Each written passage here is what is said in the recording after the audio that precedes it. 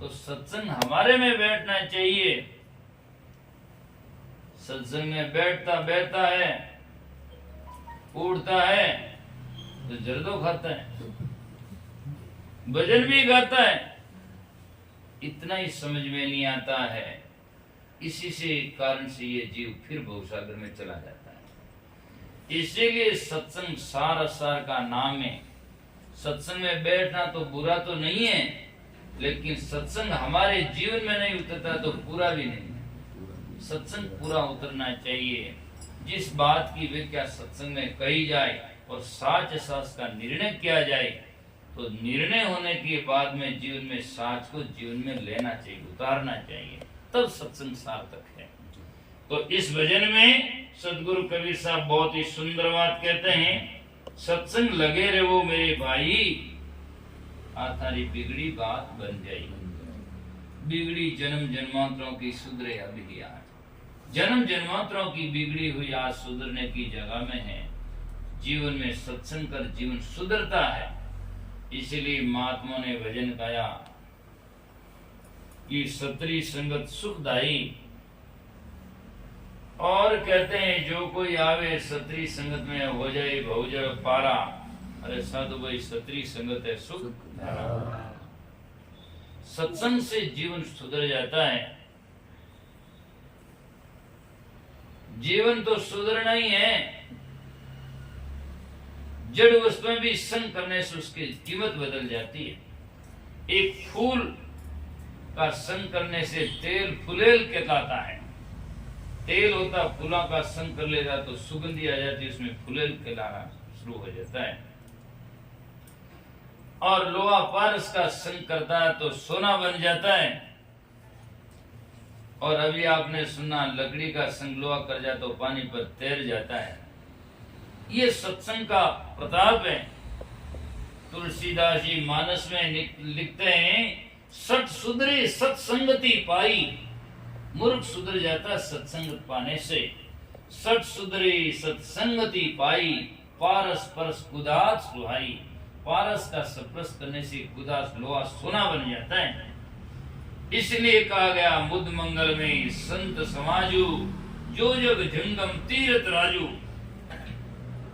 संतों का समागम जाकर के सजनों दुर्लभ है, और ये जंगमी तीर्थ है। संत महात्मा यत्र तत्र जाकर लोगों को नहलाते हैं।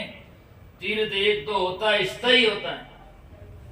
गंगा यमुना बद्रीनाथ केदारनाथ रामेश्वर परमेश्वर जो भी है, जहाँ हमें जाना पड़ता है वो हमारे घर नहीं आता, हमें जाना पड़ता है। और वहां नहाते हैं, एक तो हम जाते हैं फिर पानी में नहाते हैं, तो शरीर का मैल साफ होता पर मन का नहीं। मन का मैल तो सजना जाकर के सत्संग में साफ होता है। इसलिए महापुरुष सदगुरु कबीर साहब जैसे धर्मदास साहिब कहते हैं, नहीं यासन कोई तीरथ जगत में दूसरा कोई।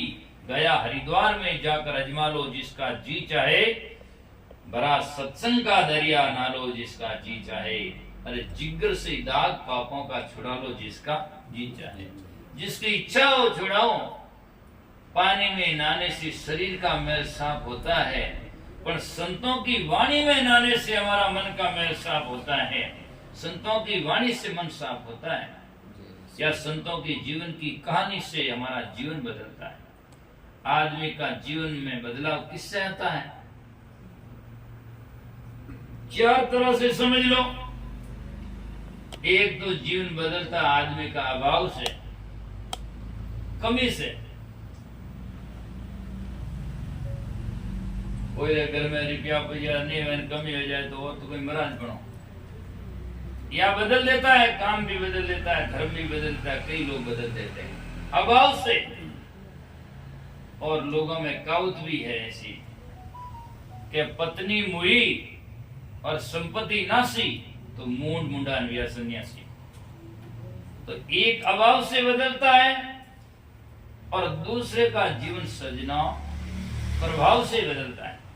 प्रभाव कहते हैं सत्संग में जाकर महात्माओं की वाणी सुनते हैं तो सुनते ही उनका जीवन जाकर के बदल जाता है प्रभाव से। और तीसरा का बदलता है स्वभाव से। वो होता है जन्म से उसमें वो लक्षण होते हैं, सदाचार विवेक, उनके सुसंस्कारों की देन होती है। स्वभाव से कई आदमी स्वभाव से जन्म से ही शीतल होते हैं, स्वभाव से ही जाकर के नेचर वाले होते हैं, और कई आदमी डाकू भी होते हैं, सत्संग में सुनकर प्रभाव से बदल जाते हैं।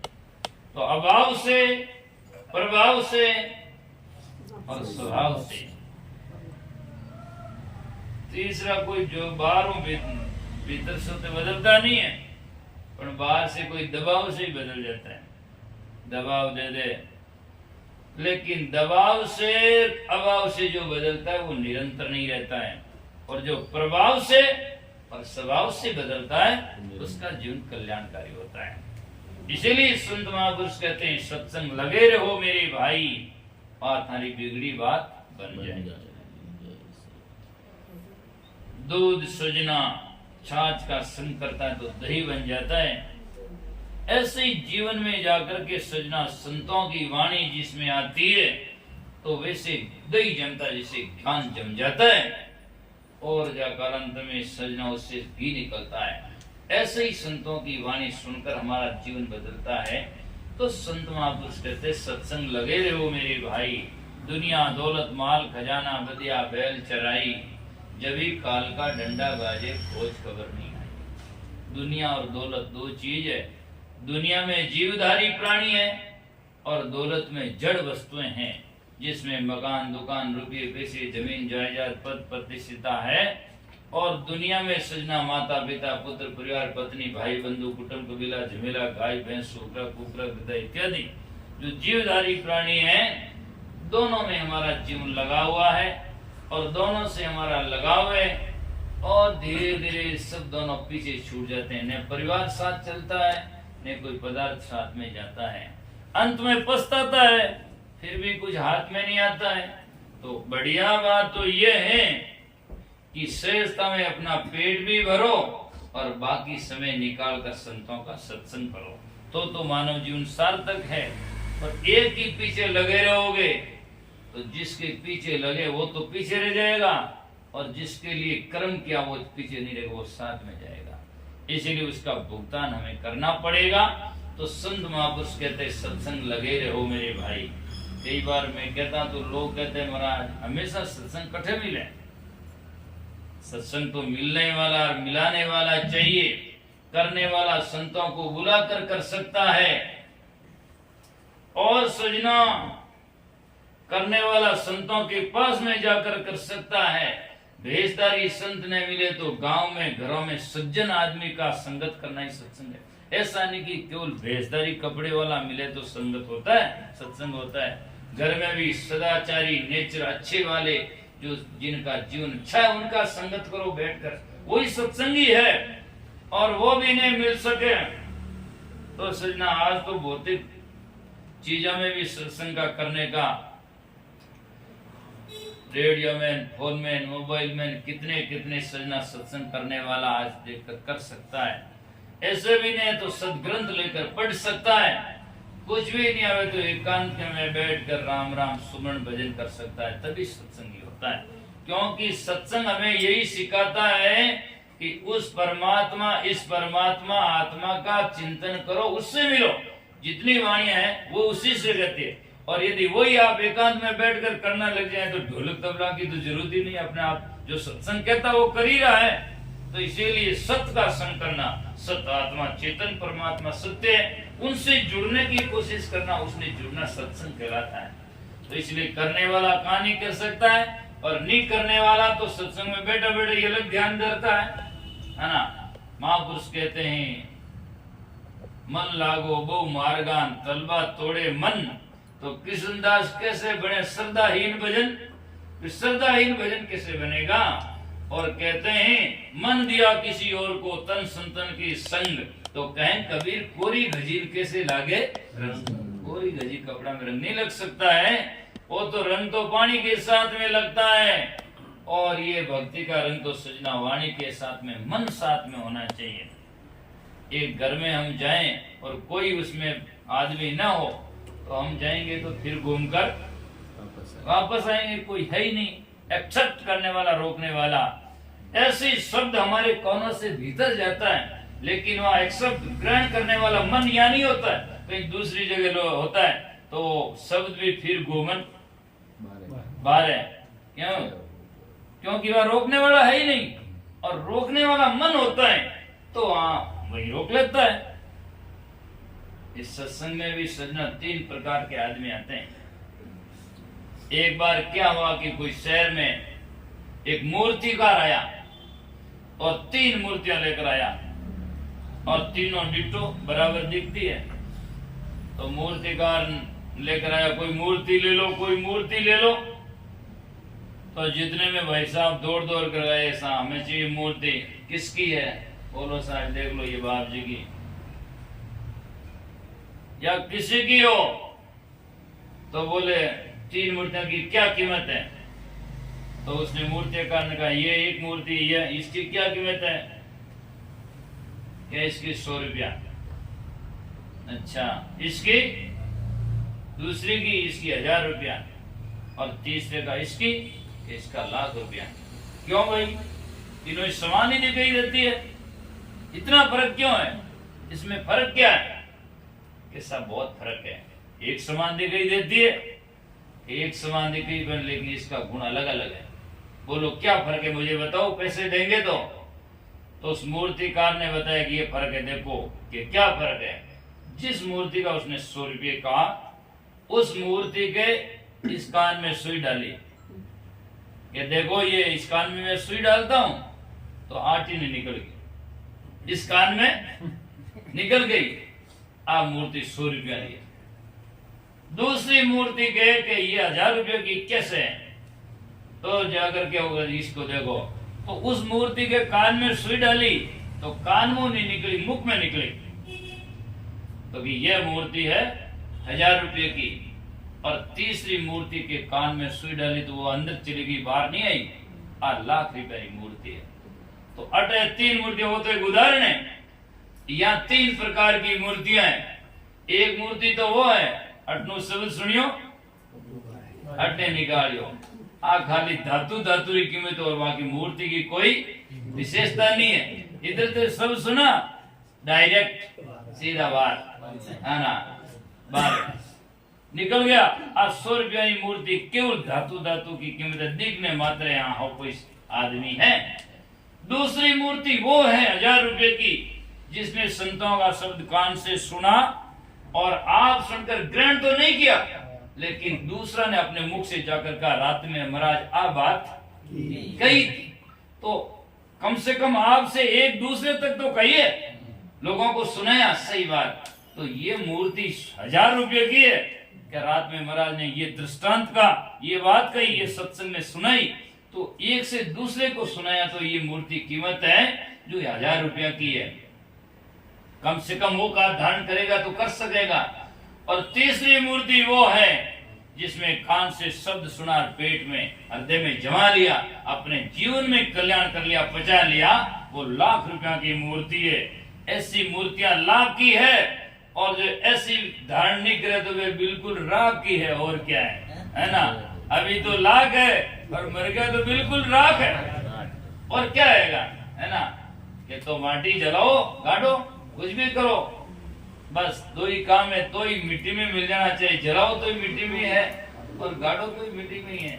मिट्टी में तो मिलना ही, और इसका क्या होगा? तो इसीलिए हमें जीवन में आप होलब्याली मूर्ति नहीं बनना है। बनना तो कहते 1000 आली के 1,00,000 बाजार आली, तो इसीलिए ऐसी मूर्तियां बनोगे तो कीमत होगा, नहीं तो सजना जाकर के बस मूर्तियां ने गाड़ देना। तो इसीलिए तो संत महात्मा उदाहरण है, समझाने का तरीका है सजनों। इसलिए कहते हैं ऐसी भक्ति करो घट भीतर, ऐसी भक्ति सार घट भीतर करो। शब्दों पर विवेचन करने जाऊं तो लंबा विषय हो जाता है, और भक्ति लोग करते नहीं है, और करते हैं तो सजना जहां करना होता वहां नहीं करते हैं। मंदिर मस्जिद जितने जो हमारे सजना दुनिया में बने हैं, या पहले बनाए हैं या आज बना रहे हैं, उनका एक ही प्रतीक होता है कि घर में कभी शादी आ जाए, घर में कभी सूतक आ जाए, कभी और कोई धूतक आ जाए, और वो मंदिर एक ऐसी जगह है वहां न तो कोई सुतक पातक दुतक आता है और सबका समान अधिकार है। वहां मंदिर में एकांत में समय निकाल कर बैठो, मंदिर में जाओ और उठे बैठ थोड़ा अंदर में जाओ। अरे खाली मंदिर में जान पा जाओ, बुरो तो नहीं है और पूरो भी नहीं है। इसीलिए मंदिर में जाकर के बैठकर अंदर में जाओ, भाई मैं क्या कर रहा हूँ और मेरा कर्तव्य क्या है और क्या मैं काम कर रहा हूँ सही है या नहीं है, और नहीं है तो भीतर में देखोगे तो आपको निर्णय होगा कि एक गलत है। तो वहां से संकल्प लो कि आज से मैं ठीक करूंगा, तो हमारी सार्थकता है। अब आदमी बस पता नहीं क्या क्या करते हैं लोग जाकर के, तो ये कोई वास्तविकता नहीं है। तो सजना ऐसी भक्ति करो घट भीतर छोड़ कपट चतुराई, सेवा बंदगी अरु आधीनता सेज मिली हरियाई। सेवा करो, बंदगी करो। कई लोगों को तो बंदगी सबसे एलर्जी है, पता नहीं महाराज बंदगी बंदगी कहाँ से लाया है। बंदगी कहते हैं सेवा करने को, अर्थात वंदना करने को। फारसी का शब्द है बंदगी, अर्थ है जाकर के सेवन। आपको तो एलर्जी नहीं, आप तो कई बार करते हैं। इनकी तरफ में क्यों इशारा कर दे, तो बंदगी अभी करके आए हैं। हाँ करे ही से, क्यों नहीं। तो जो मौन में करे वो फोन में क्यों नहीं कर सके। इसमें तो कोई संदेह है ही नहीं। तो इसीलिए सजना बात ये रहती है, सेवा बंदगी और आधीनता सेज मिली हरियाई। कोई भी काम को करने में सजना दो तीन बात की विशेषता होती है। सबसे पहले हमारे कर्म करने से पहले नीति साफ हो। दूसरा है नीति में जाकर के सजना हमारे में उसमें कल्याण की भावना हो। और तीसरी बात संसार में सजना जाकर के जरूरतमंद हो या निष्काम भावना से की जाए तो हमारा सत्संग सेवा भक्ति दान सब सफल होता है। और यदि हम जाकर के भक्ति भी करें, कोई राम राम करो साहिब साहिब करो और कोई शब्द जपो, लेकिन सजना नाम तो जपता है और भीतर में जाकर सजना दूसरे और कर्म कांड अलग तरह से करता है या जाकर के चोरी झारी इत्यादि करता, उसका कल्याण नहीं हो सकता। किसी गुरु के पास में जाओ, किसी संप्रदाय से जुड़ो और किसी मंदिर में जाओ, कोई फर्क नहीं पड़ता। जब हमारा अंदर में खराब है तो मंदिर में क्या ठीक हो जाएगा? ऐसा हो नहीं सकता है। मंदिर में तो ठीक हम ही करते हैं और ले जाकर वहाँ सब्जी रोटीन पुड़ियान पापड़ीन और जाकर के सजना मिठाई हम ही धरते हैं और हम ही उसका वापस ग्रहण करते हैं, वहाँ कोई नहीं। तो कहने का अर्थ ये, ऐसी भक्ति करो घट भीतर छोड़ कपट चतुराई, सेवा बंदगी अरुआधीनता सेज मिले हरियाई। अरे सत्संग लाग रहो मेरे भाई, आधारित बिगड़ी बात बन जाए। और यदि आप अपने जीवन में मान बापन गुरु संत और हमारे परिवार जनों को सबको देवता समझें तो आपका घर ही मंदिर हो जाएगा। जाकर के उनको आप समझें। आजकल शहरों में मैं देखता हूँ सब जगह घर में मंदिर बनाने की प्रथा बहुत चल पड़ी है। सब जगह लोग कहते हैं मंदिर बनाओ, खैर बुरा तो नहीं है, लेकिन सजना मंदिर बनाने से अच्छा है कि पूरा घर को मंदिर ही बनाओ। मंदिर बनाने दे ना तो बस वो में आड़ हो जाती, अटैक गलत नहीं करो बाकी चाउजिम करो, है ना। और लोग ये भी करते हैं, बाप जी ने उठे पढ़ दो कर देगा, बाप जिंदगी के बोले की करो करते हैं। मैं देखता हूँ कई जगह। हाँ अब एक और तो क्या, बाप जी तो सब अंतर्यामी है, एक और पढ़ दो ही बाप जी ने खोट करे खोट करे, है ना। तो इसलिए ये तरीका लोगों में अपनी चालबाजी करने का कि बस अटे ध्यान रखो बाकी घर में कुछ भी करो, जबकि है हाँ, जबकि वस्तुतः बात यह है कि घर में रहने वाले सभी देवता नर नारी है और उनसे हम प्रेम करें तो पूरा घर ही हमारा मंदिर बन जाता है, स्वर्ग बन जाता है। तो जितनी सार्थकता उनमें उतनी नहीं है, बल्कि अपनी भावना भंगिमा जैसी है करते हैं अपनी अपनी श्रद्धा के अनुसार, लेकिन वस्तुतः सत्य हमेशा सत्य होता है। तो इसीलिए संत महापुरुष कहते हैं ऐसी भक्ति करो घट भीतर छोड़ कपट चतुराई, सेवा बंदगी और आधीनता सहज मिले हरियाई। फिर कहते हैं खैन कबीर सुनो वही साधो, ऐसी सदगुरु बात बताई, संत ऐसी बात सार बताते हैं। और ये दुनिया दिन 4 दहाड़े रे वो अलग लोलाई, ये दुनिया तो 4 दिन दहाड़े नाम जोर जोर से आंख लगाते हम आपके हैं हम आपके हैं। और शरीर छूटे, कोई किसी के नहीं पाप के हैं, सब ले जाओ अपना अपना, सब कुछ नहीं। और मैं तो कहता रहता हूँ, आदमी कहता गुरुजी सब आपका है, और कागजात में देखे तो सब बाप का है। गुरुजी का नामो निशान ही नहीं है, गुरुजी का नामो निशान ही नहीं है, भाई कोई है ना। खैर अटे जरूरत नहीं है कि भाई कोई पटो कराओ, पर मतलब ये है कि श्रद्धा उससे कहते हैं कि हमेशा के लिए मन में और तन में एक भावना हो, तब जाकर के सार्थकता होती है। इतना सब कुछ न कर सकें तो कम से कम जितना बन पड़े उतनी श्रद्धा से सेवा भक्ति भजन करना चाहिए। और उससे क्या होता है सज्जनों, सेवा से हमारे जीवन में सदाचार आता है। और सेवा नहीं करते सेवक नहीं बनता, वो स्वामी कदापि नहीं बन सकता। भगवान वही बनता है जो भगत होता है, और यदि भक्त नहीं होता है तो सजना भगवान की विशेषता में आ नहीं सकता है। इसलिए हमें जीवन में वास्तविकता को समझना चाहिए। हे